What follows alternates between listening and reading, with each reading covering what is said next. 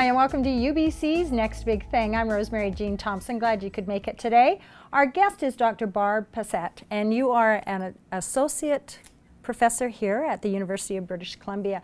We had you as a guest last year. You were talking to us about palliative care and end-of-life care and the research that's going on in the community. But that research has actually turned into something tangible. So I wanted you to share that with us. Yeah, so we have a research demonstration project going on in Trail and Castlegar right now. And the project's designed to help patients and families who are struggling with serious illness navigate the healthcare system, find the resources that they need in the community, and to help teach them about their disease condition and get them the support that they require. We're talking about rural areas. Can you define that for us? You bet. So there's lots of definitions of rural, and basically we define for a purpose. And when it comes to palliative care, one of the things that is really important to determine is how far people are from major treatment areas where they could get more specialized palliative care. And so we're typically talking communities that have about 10,000 people or less, and at least a 3-hour commuting to having to get treatment. So that care in those small areas are really important. So there has to be a system in place to make it work for them. Absolutely. And so there are really good primary care providers in rural areas. But often what they don't have is they don't have access to people with specialist palliative expertise.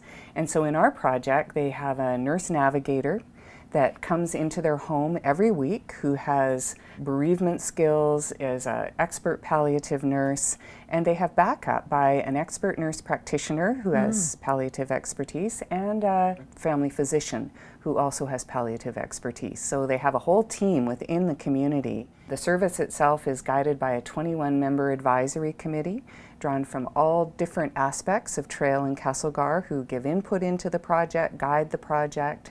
So it's actually very exciting. So the nurse goes in the home, the navigator nurse, yes, did you call it? Yeah. That's a great name, which basically describes that they navigate them through the system, is that, and through their care and the needs that they will have to have. Absolutely. So she sees people typically before they would see the community health nurse. Okay. So they can register with the service really when their disease burden becomes a bit more difficult for them to cope with.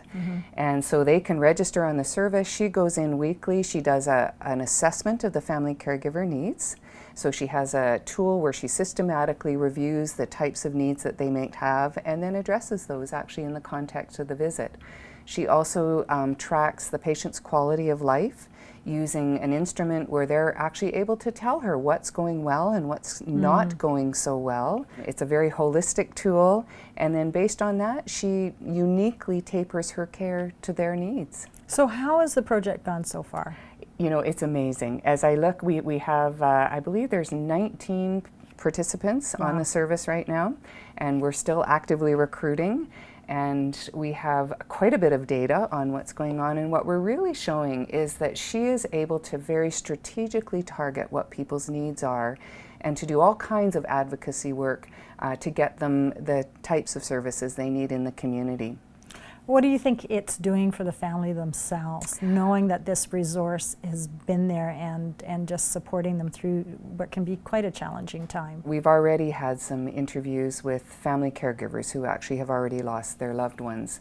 And when they talk about what the service did for them, it helped them to anticipate the kinds of needs that they may have in the trajectory of care. Our nurse navigator was there for in a very supportive way and really connected on an ongoing basis so that they felt they had that perhaps even emotional support to travel through some of the more difficult times during the illness. And she does stay in touch quite frequently. She does a routine visit once a week, but in several cases she'll do up to 3 or 4 phone calls a day and have an additional visit if that's what people feel that they need. If people want to find out more about this program, can they get a hold of you? Oh, absolutely. Yes, we are recruiting in that area, and I'd love to talk to anybody that would have interest in the project. Thanks for coming today.